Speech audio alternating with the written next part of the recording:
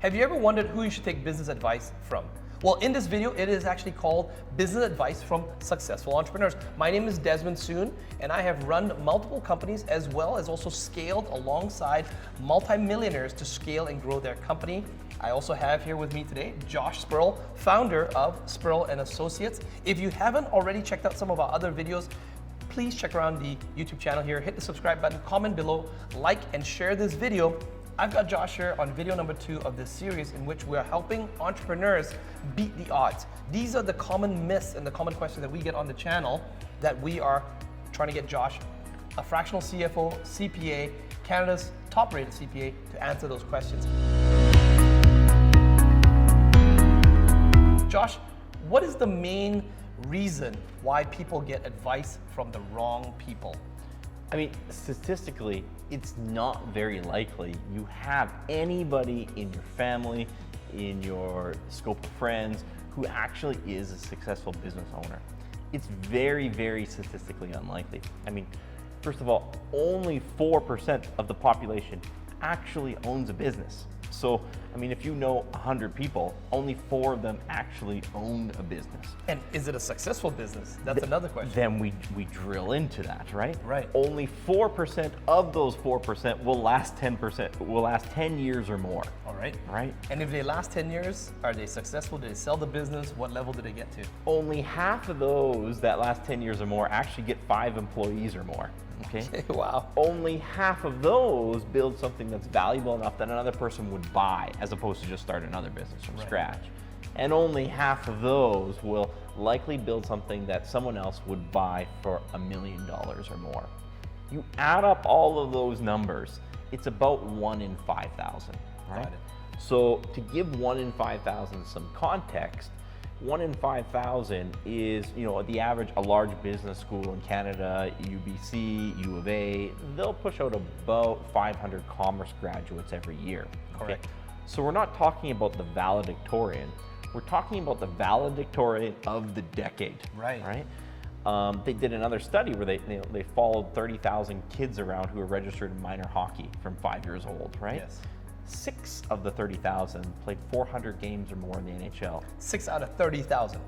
Again, 1 in 5,000. Right. So the chances of you having someone in your life who has built $1 million business is virtually 0. So Josh, the question that we have, I'm an entrepreneur myself, and I know there's many entrepreneurs out there that have the same question, and that is, okay, we get it. We understand the statistics of the 96% and the doom and gloom and the 4 of the 4 of the 4. So what can I do? Since you're the expert in beating the odds, who should we surround ourselves with? Who are the people that we should be taking advice from? I mean, who you want to take advice from is people who have more than 5 employees, who've been around for 10 years or more. Just because someone's a lawyer or a CPA or a quote-unquote business consultant, you can't verify that they have any actual real T4 staff or an office where they go to do work every day.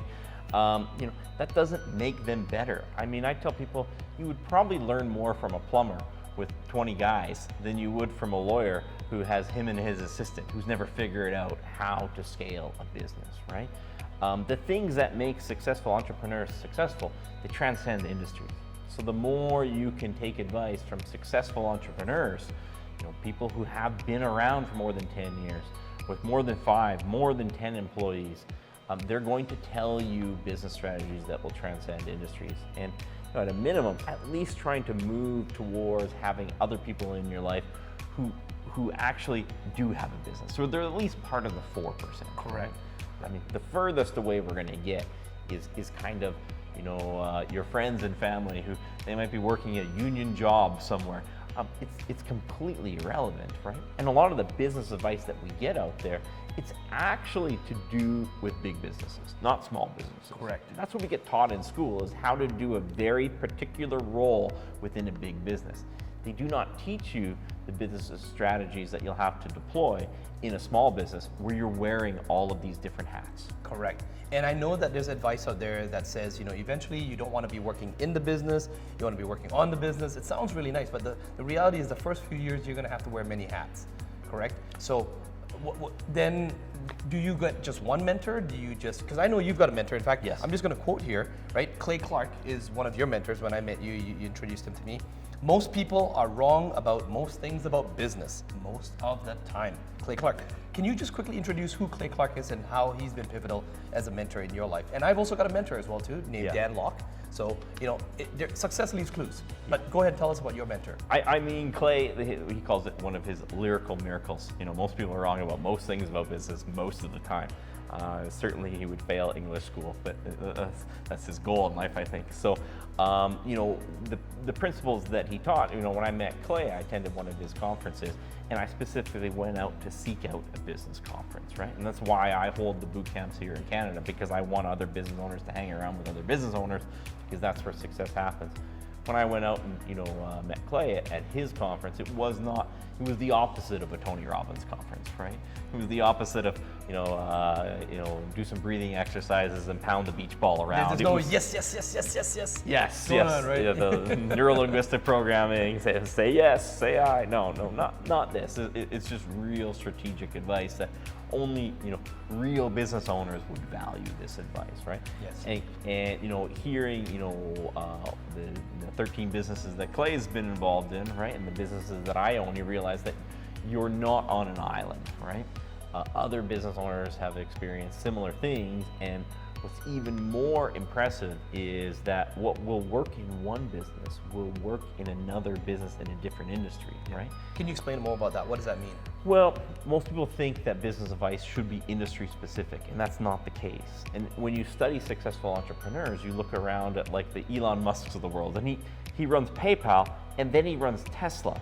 Those two companies had nothing to do with each other, right? But this happens all the time, where you see successful entrepreneurs go from business to business, and they replicate success over and over again, because successful business principles, they're not industry specific. They will transcend industries. Understood. Okay, so now that I'm starting to get what that means. What can the average entrepreneur do? What is the advice for them to figure out what are those common trends or common traits, common habits? Yeah. Google's your friend. Okay. Google's your friend. If you're going to, hire someone as a consultant or an advisor, right? And you're likely going to have to pay someone, Yes. The chances that you're going to have, the rich entrepreneur just take you under their wing and give you free advice is probably zero, right? You're going to have to pay someone to function in that role, but you want to vet them. If they have not scaled a business, so you should look, do they have an office? Do they have actual employees that go to this office? If not, have they exited a business? Is there a trail on Google that you can verify they sold this business for X? Can they actually show you that, right? Because taking advice from someone who hasn't gone down that path, right?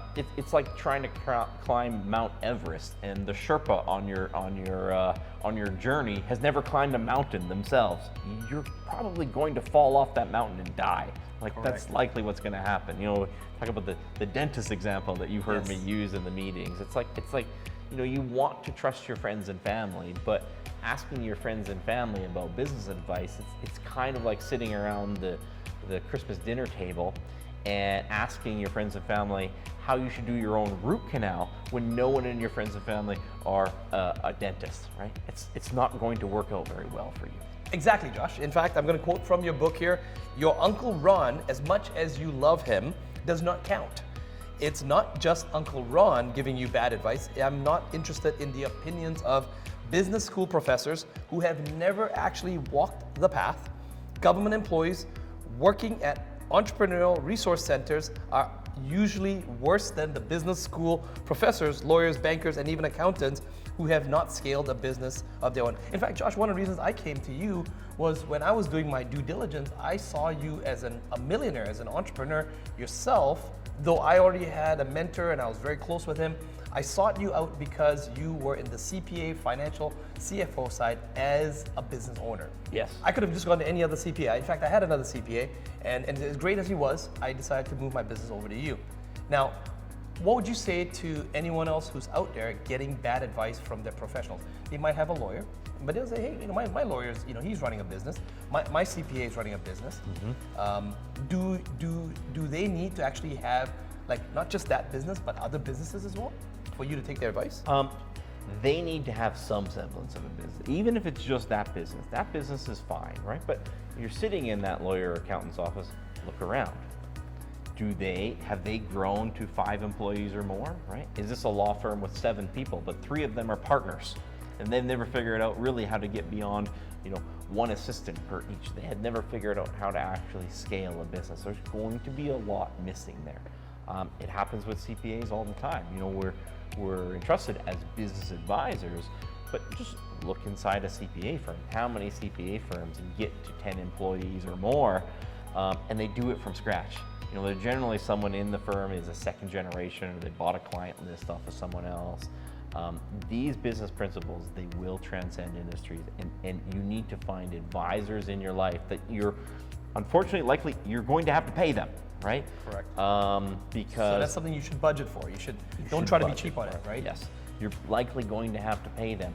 But once you're doing that, you should expect that you are getting the advice of people who have actually walked down this path, right? And they might be scaling it out. You might be talking to their employee, but ultimately it's filtering through someone in that organization who has built $1 million business from scratch. Josh, a common question I get, and I'm sure, let us know in the comments below if you're finding this information helpful, if you want us to go into deeper details, do comment and I will get Josh to answer your specific questions. Josh, a common question I get as well too is, well, let's say I'm running an internet marketing business, right? Which when I came to you, I was doing a little bit more in the digital marketing space there. Yeah. And should I take advice from someone who's running a restaurant? They're a business owner. They've been doing it for several years. They've got employees. Should I listen to that person, or what kind of questions should I be asking that business owner? It seems like such different worlds apart. Yes, you should. Really? If that was a successful restaurant owner and they had built, 2, 3, 4 restaurants, and they've got, millions in revenue, they've got dozens of employees, they are going to have much better information than another internet marketer with only 2 employees. Because business is really, at the end of the day, it's about customers, cash flow, and team. And they've already solved those 3 problems. And the solutions to those 3 problems, they will work in multiple industries. So let me repeat that part again here. So let's say you're an internet marketer, I'm an internet marketer, and I've been doing this for a couple of years, but I only have 2 or 3 employees. And the brand new person watching this video right now is just getting started in internet marketing. Should he listen to me, or should he go down the street and talk to Susan, who's been running her restaurant for 10 years, has always had over 10 employees? It's always full house there. He should be asking her what sort of questions? Yes, and he could find out that story. You want to find out that story. So, I had an opportunity a while back to sit down with a guy who ran a trucking company. Correct. And he ran this trucking company for, I believe, 50 years when I had the opportunity to talk with him. And he showed me his accounting records. And his accounting records were absolutely archaic, but he was successful. And he was successful, why? Because he has a specific time carved out in his calendar every week to review those archaic accounting records. Now, I could help him do it much better and much quicker, but the principle is that he had a set time every month, every week to sit down and look at those numbers. That's what made him successful. That would make the internet marketer successful as well. Right, so it's the principle, it's those habits, that's what you're drilling into. Yes. The internet marketer, if they were to adopt that regular once a week, checking the accounting. Yes. It's not about some fancy, ad strategy or some tactic. It's about just doing those principles that's going to help them. Correct? Yes, exactly. If you found this video helpful and you'd like to know more, do subscribe. Check out some of the other videos in the playlist here. Comment below, ask your questions. I'll get Josh to answer those questions. We will see you in the next video.